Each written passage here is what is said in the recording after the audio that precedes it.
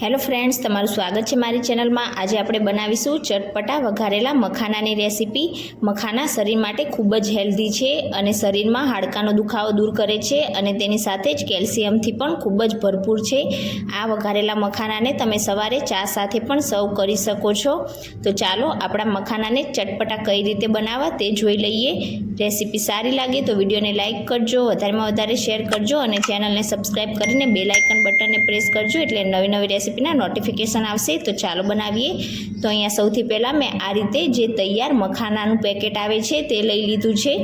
तो आ रीते पण मखाना पेकेट में पण मळी जशे और तमारे छूटक जोवे तो छूटक पण मळी जशे। तो अहींया मैं 200 ग्रामनुं पेकेट जे आवे छे ते लई लीधुं छे। तेमांथी आपणे 100 ग्राम जेटला मखाना आ रीते एक बाउल में लई लईशुं।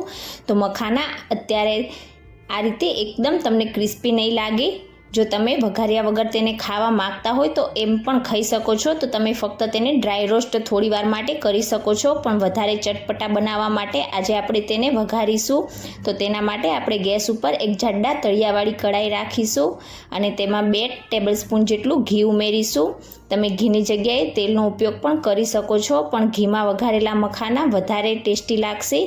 तो अहींया मैं 2 चमची जेटલું घी एड करी दीधुं छे अने घीने आपणे सारी रीते मेल्ट थवा दईशुं। घी आ रीते मेल्ट थई जाय एटले अर्धी टीस्पून हळदर पाउडर उमेरीशुं, अर्धी टीस्पून काळा मरीनो पाउडर, 1 टीस्पून चाट मसालो उमेरीशुं अने अर्धी टीस्पून जेटલું आपणे संचर पाउडर एड करीशुं। अने हवे जे 100 ग्राम जेटला आपणे मखाना लीधा हता ते बधा ज एड करी दईशुं। गैसनी फ्लेम अत्यारे आपणे स्लो राखीशुं અને હવે આ રીતે ઉપર નીચે કરતા જઈને બધા જ મખાનાને આપણે મિક્સ કરી લઈશું એટલે મસાલા અને ઘીનું જે કોટિંગ છે તે મખાના ઉપર એકદમ સરસ રીતે થઈ જશે અને મખાના છે તે પહેલાં કરતાં ક્રિસ્પી પણ થઈ જશે એટલે ખાવામાં વધારે ટેસ્ટી લાગશે। તો તમારે આપણે મમરા વઘારતા હોઈએ છીએ એ રીતે ફક્ત 2 જ મિનિટમાં ગેસ બંધ નથી કરી દેવાનો। મખાનાને આ રીતે તમારે લગભગ 5 થી 7 મિનિટ માટે સ્લો ગેસની ફ્લેમ પર રોસ્ટ કરવાના છે એટલે એકદમ અંદર સુધી મખાના ક્રિસ્પી થશે અને ખાવામાં વધારે ટેસ્ટી લાગશે। તો લગભગ મખાનાને આ રીતે રોસ્ટ કરતા 7-1 મિનિટ જેવો સમય થઈ ગયો છે અને તમે જોઈ શકો છો બધા જ મસાલાનું કોટિંગ આપણા મખાના ઉપર એકદમ સરસ થઈ ગયું છે અને એકદમ સરસ આપણા મખાના પહેલાં કરતાં ક્રિસ્પી પણ થઈ ગયા છે।